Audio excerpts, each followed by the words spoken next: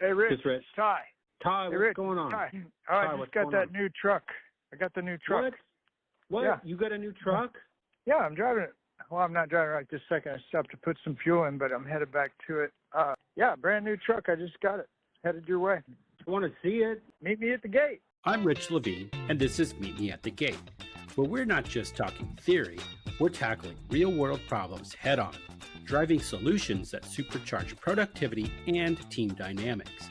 Every episode is a journey towards improvement, empowering you, the manager, to lead with innovation and confidence. Join us to transform everyday roadblocks into highways for success. Ty, that's an evil look.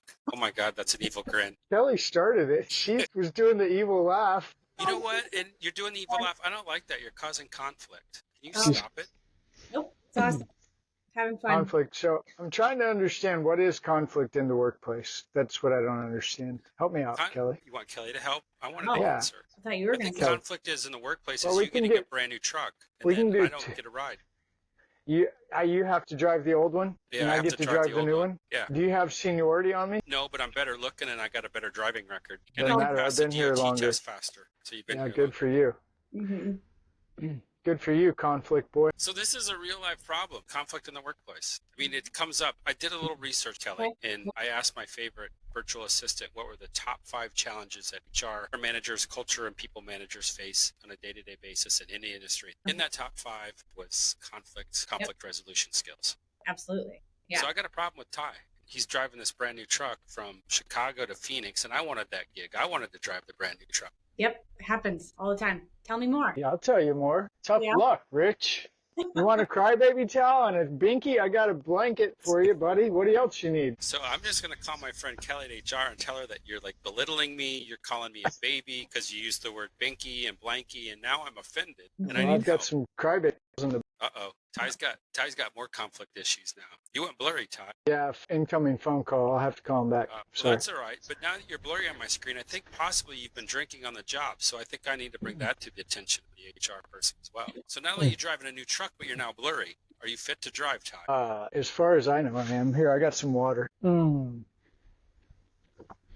All right. So Okay. so real world Conflict. If problems. this is Yep. real, you want This to is keep real. going down this one? We can keep going down this. Let's do it. This is real. It's conflict. So I would Resolve. take Rich, who's having a hard time with Ty driving the truck, and I'd pull him aside and I'd say, look, Ty's a great guy, who cares, but we're going to get you a new truck. I just haven't told anybody yet. Yours is coming in 6 months, okay, buddy? So do me a solid. Just be cool.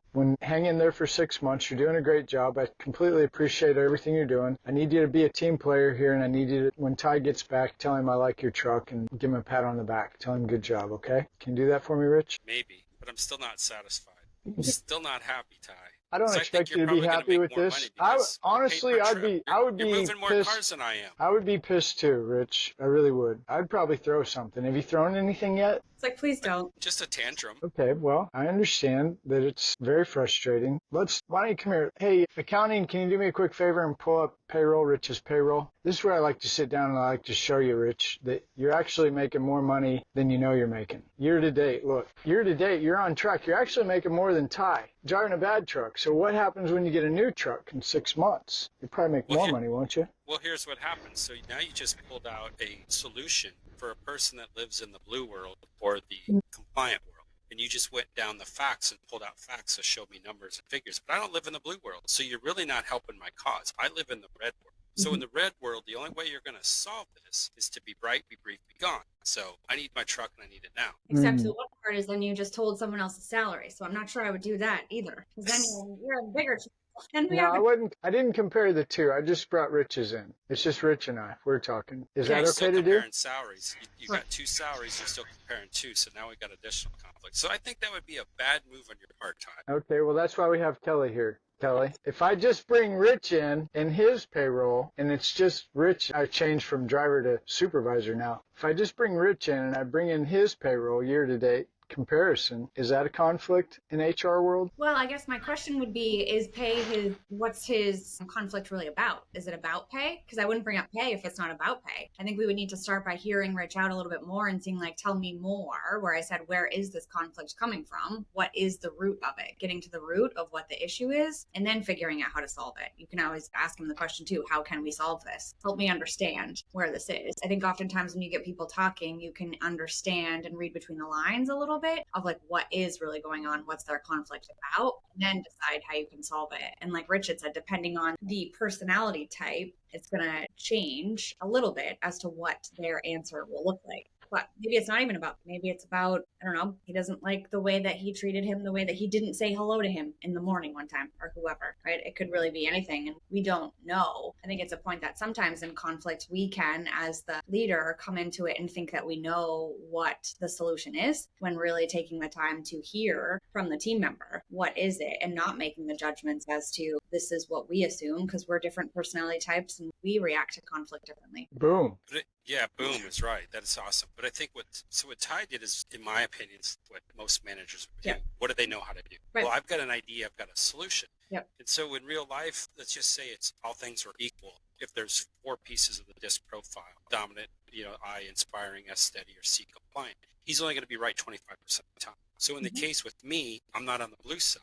So if we're going to help somebody, if we're going to help a manager solve this, obviously I was pretty dominant because I said I wanted to solve my problem now. I want it now. So there was your first clue, that I live in the D world. Be bright, be brief, be gone. So we're working with those types. We've got to come up with quick solutions, and you got to be able to, you got to solve the problem in a straightforward manner. And me being red, yeah, you could go to the salary thing, you could go prove out the numbers, but that's not really straightforward because that's going to take too much time. It's going to take research. And as a red, I don't have patience for that. So now you've just escalated, right? So now I'm even more mad at Ty.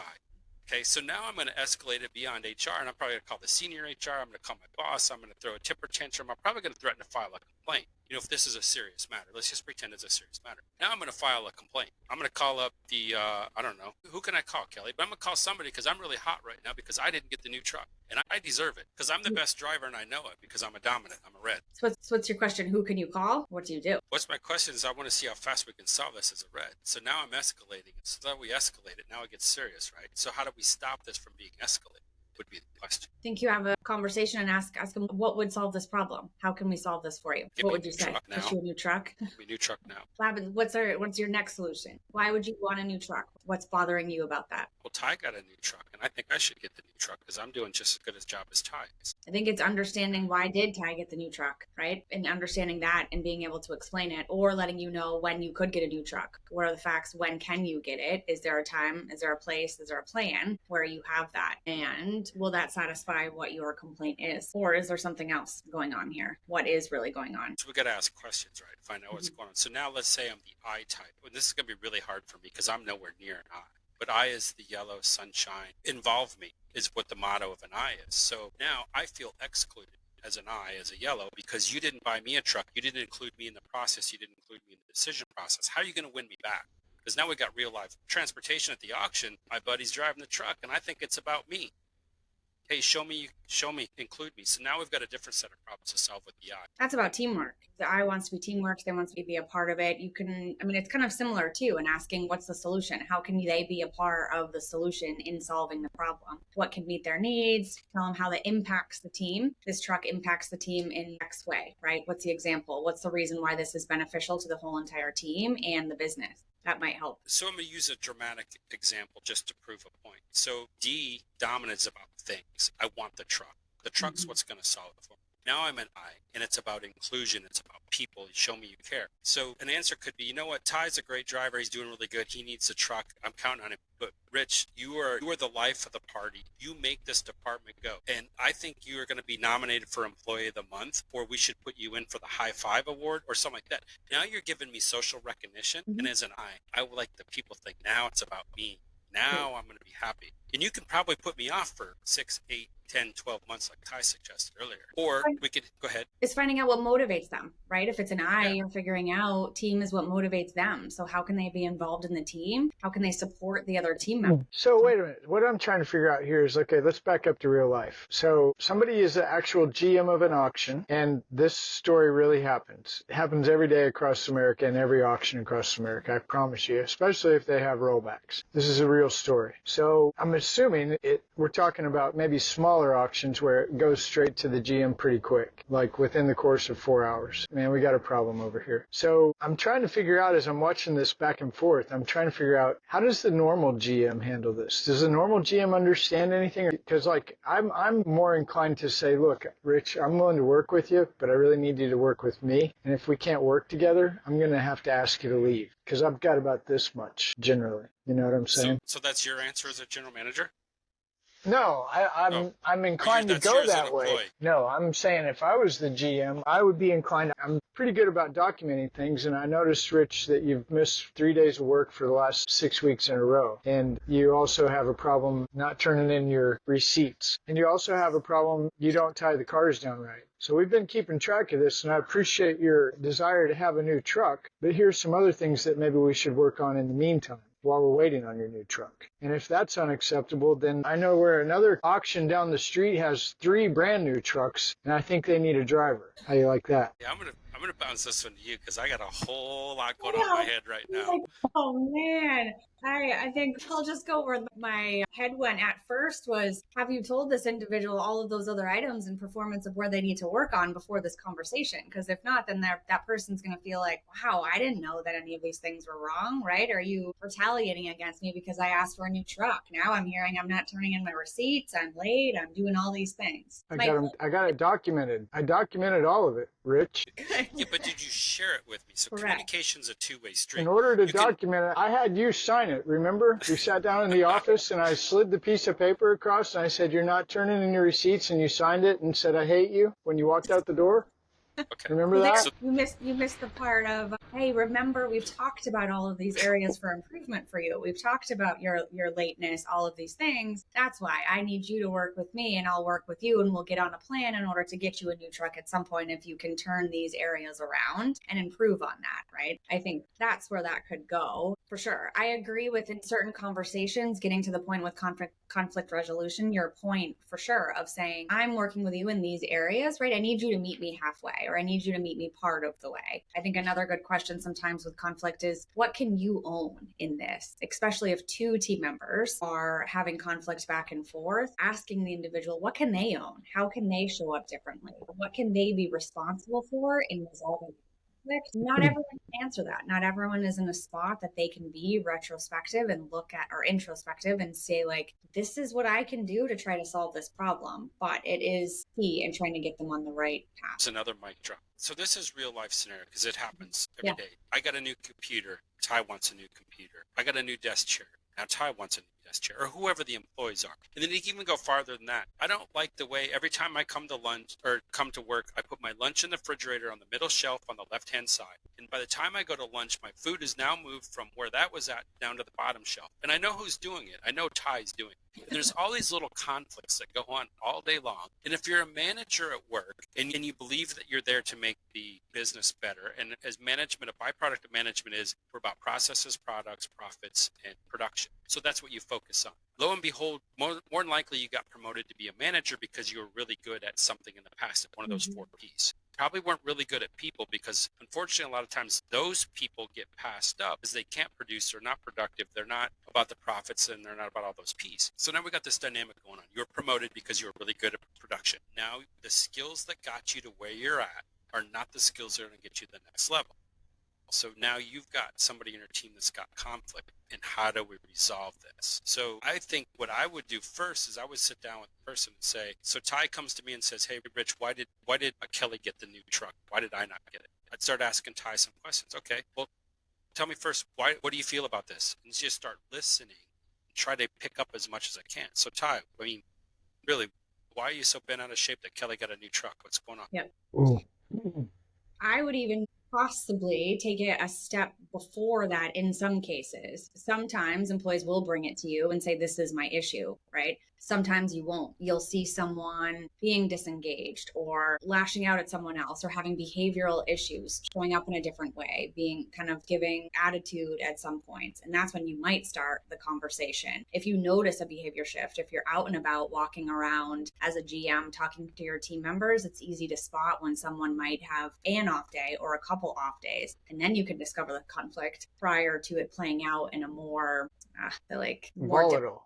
Yeah, exactly. Right. You catch those questions. Hey, you seem, I don't know if you say you seem off, right? How are you doing today? How are you doing? What's going on? How's work? What was yesterday like? What's going on here? And sometimes no, go ahead. 9 times out of 10, I always found there was something going on that had nothing to do with work. Mm-hmm. It's another problem somewhere else. Yeah.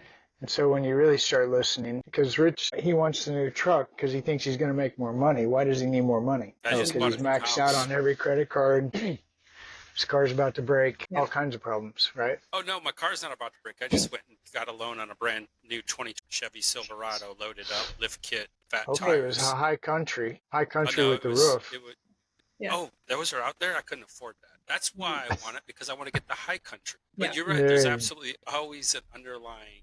So how does that work, Kelly? Are we allowed? Is HR cool with us talking about home life problems, or do we get in trouble for that? I think it depends. I mean, I wouldn't ask the individual, right? But if someone opens up about it, I think I am a believer that you do understand. It is unrealistic to think that someone is going to leave their personal life at the door 100% of the time. A person is a person, and we are whole. We are outside of work and inside of work, and there are parts that impact us. I think we stay away from hot topics, right? Sometimes, and we definitely don't press. If someone wants to open up and saying, yeah, I'm having a difficult time at home, you can just listen to them, right? And you can understand, is there anything that you need? A good point is to always connect them to someone in people and culture. If they ever touch on anything health related, something that has to do with benefits, you point them over there because you don't want to learn about that stuff. And the people and culture team should be able to help with what types of benefits are available to them or leaves of absence or things like that. So for sure, you want to check because you care about the person. I think leaders should care about their team members and ask them. I think sometimes the money situation too, if someone wants a raise, it's either potentially they have something going on outside or they might not feel valued, and money is going to feel to them that that's a value. It might not. Some it might work. They might get a raise and they would be happy, and that totally proves the value, or they might still need something else and it's not going to fill that need. And then there's something bigger going on. That's true. I agree with that. So one psychological hack that I learned a while back is when you're talking to somebody, you ask them, you mentioned this, Kelly, so how are you doing today? You seem off. If you err on the side of negativity in this instance, it actually benefits you. So if you approach somebody and say, Kelly, you look like you're having a bad day. And they're going to. And now I give you all the opportunity to say, no, I'm having a great day. And that's usually what happens psychologically. Now, the reverse is also true. Kelly, you look like you're having an awesome day today. No, actually, it's been really crappy, Rich. I've had a lot of things going on, and and now you've just destroyed it. So in this situation, reverse psychology works. So if you know there's conflict going on and you can walk in and you need to diffuse it, you can ask somebody, hey, Ty, you look like you're having a really bad day. What's going on? And then what you do is you start building up a foundation of trust. And that's what we want to do. That's step number one. Let's build up some trust. Let's show some fairness. Let's show some empathy. Let's have some listening skills and build up honest communication. So if we stick on that trust factor, let's take out empathy. Just demonstrate that you have reliable actions, that you have open communication, and you're going to keep the conversation in confidence. You're not going to go share whatever it is that somebody tells you that's really going on. The home life, bought the new truck broke down, whatever it is, that's not going to go on. And then from there, what we need to do is we need to move into my next value, which is hope. How do we create hope in this situation? Well, we want to hope. We got to focus on positive outcomes. We got to focus on the future. What's going to happen? What's the future going to be? And then start sharing success stories. Hey, I got Ty that new truck and he's doing really well. We're going to make some more money here. And now I'm going to be able to get you a truck. And then we're going to end up redoing this whole fleet. And we're going to go from moving 100 cars a month to 200 cars a month. And we're going to kick butt. And that's going to increase sales. So now I've built up some hope. Then the third thing we got to do is we got to start being humble. We got to show some humility. We got to show that maybe that we've made some mistakes on our own and that we're not perfect. You know what? Maybe I probably should have talked to you first, Ty, before I went and got that truck for Kelly. But I'm sorry. It's water under the bridge. I've already bought Ty the truck. So I'll take that back. And next time, let's have a team meeting, or let's discuss this, or let's approach this conflict from a learning standpoint. What can I learn to do better the next time? And then, of course, the last one is the empathy side.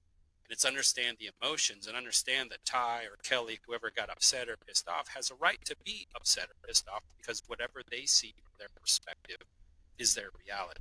So if you can tie values back, you're going to have a win with conflict resolution. But you've got to know your values. If you don't know your values, you haven't done it, and you're just shooting in the dark, then you're not consistent. You're not going to build trust, right? Ooh. What is it, Ty? Cat? Yeah, consistency, accuracy, and transparency equal Bam. trust. Nailed it. Yeah. I think the humility part that you mentioned and the transparency part is huge and can go a long way.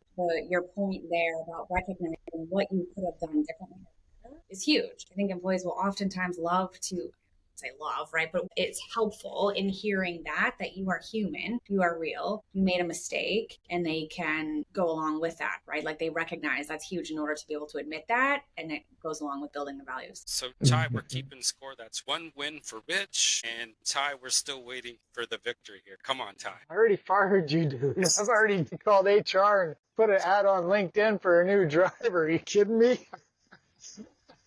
That's right. Next. Because if you go to work for Ty and you die, they're going to My have value- an ad in the paper for a new driver before they even put you 6 feet under. It's all Yeah. good. Well, it does, you talk about value system, I think. Isn't that the word you just used a minute ago? Value-based leadership. VBL, baby. Yeah, so it's funny because as we're having this conversation, like, I've had 20 drivers at one time, and this is a real topic. And I think, okay, what are my values? My values are I need you. I want you. You just don't find anybody to do this job. So you really need to understand that I really want you here, Rich. You're very important to me. Very, very important. Obviously is you, but where I think I messed up as a leader oftentimes was I equated everything to you're making money. You're making more money driving a truck than anybody I know on planet Earth that can make driving a truck. I mean, you're making $150,000, $175,000 a year driving a truck. Show me who else is doing that. And so I think as a leader, I can identify that might have been my value, but it wasn't everybody else's. There were a lot of guys that, dude, I don't care about making a year. I just want to be home on weekends or 3 nights a week. Can we work something out? Like, okay, well, we'll try it. But the first time that I tell you to be at the dealership at 9 in the morning and you're not there at 8, we're going to have a problem. You probably won't be going back home again. So do me right. Now, I'm sure that wouldn't be an appropriate conversation for HR, but in the truck driving world, there's a communication that it's like an understood and unspoken. Does that make sense? Mm-hmm. Yeah. Yeah. So anyway, it's interesting watching this go back and forth because I've never been a corporate guy my entire life. So it's fun. It's interesting to see this back and forth because Kelly, you're corporate, right? Who are you calling corporate? I mean, it almost is a little scary. It's like, okay, well, I guess I shouldn't say that. Oh, shoot, I said it. HR, he said it again. Hang on. I got to bust out my phone. Let me get a hold of HR. I got to send a text to HR right now on my phone. I got my phone on HR. You send a text. I'm offended because you just tagged me as corporate guy. Guys, no, I don't want to be there. I'm offended, which goes to conflict. Now you're mad? Are you mad, Yeah, Kelly? you called me corporate guy. I didn't call you. I called Kelly. I know, exactly. I was like, Rich thinks he was called corporate, and I know that I was called corporate. But because he said corporate guy, and then he said Kelly, and I'm like, wait a second. I'm the guy. You're the girl. You said corporate guy, Kelly. Now you've got us all messed up. Yeah. Now I'm misgendering. Am I misgendering now? Jeez. This I is didn't going use off that the rails pronouns. in a hurry. Oh my gosh, that's terrible. Oh wow. I will bring it back to that point that you landed on, Ty, where that's your value. It was a great point, right? Your value is making the money. Someone else's for the weekend. I think I'm still sitting here struggling because I don't understand. Is like, what is it about the truck? Is it that a brand new? Is it that they just want to drive the truck? Is it that someone else got it, right? In order to solve the conflict, it's discovering what the conflict actually is about the truck, because each person could have something different. Again, I think we have to is nicer. Here, Kelly, I'll show you what's the difference. Here's the problem. Just so you know, okay? Ty's in a brand new truck. We're gonna get a tour of is this a 20? Oh, there you go. Yeah. Can you see it? I can't see anything. You know what? Black is my favorite color too. You should have given me that truck, Kelly. I thought you were giving me the new truck. There it is. Did you get a gas See all the card chrome, with shiny that? stuff? I'll be reimbursed. Don't worry. I'll be reimbursed. While we're walking around the truck, Kelly hit a very important piece of conflict resolution that a lot of people miss, and that is move away from what they're arguing about, the positions. Get away from the positions and get to what's the reason, what is the result they want. So if you can do that, and that's finding out what is the motive, like you said earlier. So like I wanted the new truck, but why do I want the new truck? Yeah. What is it? Is it respect? Is it status? Is it I'm going to make more money? Whatever. So you got to move away from the positions, because at the end of the day, we all want the same thing. We all just want respect. And to feel heard. I think sometimes conflict resolution, they just want to feel heard. Maybe the person didn't feel heard. They don't feel like they got their point across. Listening to them. Maybe their truck broke down sometimes, and maybe if we bring their truck to a mechanic and get it fixed, maybe that will solve the problem. I don't know. I think we oftentimes think that we know the solution just because we might be the leader, when it might be something even more simple than we could even imagine. I can only imagine. I know. So in my past experience, before I started going through some training and understand how to do some of this leadership stuff, I would always just flat out attack the problem. Just go right at the problem. And then people would feel like maybe I was attacking them. I think Ty was doing that at the very beginning. And as a manager, if you haven't had leadership training, if you haven't had conflict resolution training or anything like this, that's what you're going to do. You're going to go with your gut instinct. Well, in Ty's had a great solution. I'm not going to knock it down. He said, hey, well, let's go resolve this. Let's pull up the pay stubs. Let's show all this stuff, which is fine. But if you do that all the time, like I said earlier, you've got a 1 in 4 chance of being right. The other 3 times, you're just going to dig a deeper hole. And that's what I learned growing up and working through until I started getting educated, is I would make a decision and I would go do something as a manager. Wow, that worked. That's really great. But then I would go and do the same thing again and it failed miserably. And then I'm like, why did that fail? Why did it work? I usually learned more from failure, because I learned exactly why it didn't work. Then when something did work, and I was like, well, why did that work? I don't understand it. It just worked. And some people have the natural skill to make things work automatically. And then there's the rest of us like me who have to fumble our way through by trial and error and go, wait a second, I just made a lot of mistakes. So I think that's what a lot of the management stuff comes down to. People get promoted. They get put in these positions where they have to resolve conflict. They have to make decisions they're not used to. And that's where we need your help. Mm-hmm. Whereas you're talking, I would also argue that sometimes the leader doesn't need to solve the problem. Sometimes you might just want to be heard. Think about it. I was like, oh, can we take it to like a personal side? I think sometimes if we're complaining or venting to a friend, a family member, someone at home, sometimes we just want to be heard. So it might be a good tactic to use as a leader to say, hey, is this a time where you want me to solve the problem, or you just want me to listen? Is this a listening problem, or is this a time for me to solve? Wow. They might Good just point. be heard and talk through. Awesome. And it might solve the problem, or they might not know the answer. They just want to talk about it, and you talk through. Jump in and try to solve the problem immediately. It might make it worse, or it might not actually solve the problem at all. So there's a lot of ways to resolve conflict. But number one is, I think we would cover the 4 values, right, that I use: trust, hope, humility, and empathy. If you bleed that into it and you use it or blend that into it, I think you're going to have some success. And I think you just hit it. If I use my 4 values and I listen and I ask you, am I here to listen, or am I here to help you solve? What would you like? Or even ask a simpler question. What's the outcome you want? Okay. Yep. So you're jealous because Ty got the new truck. What is the outcome you want from us? Mm-hmm. Yep. Yeah. And then you just sit back and listen. Yep. And again, sometimes it's like in our personal lives where we are not sure. We might go into this conflict thinking that it is one thing, and then after we've talked about it, it might be something completely different. And that's what we hope, right? We hope that we have people and we help them both in work and outside of work, and we give them skills and tools that make them feel valued both at work and the confidence in order to go outside and be better people. Thank you for joining me on this episode of Meet Me at the Gate. I hope the conversation has helped to fuel your drive and equip you with insights to steer your team towards success. Remember, the road to success is always under construction. And until next time, keep your engines revving and your gas tanks full.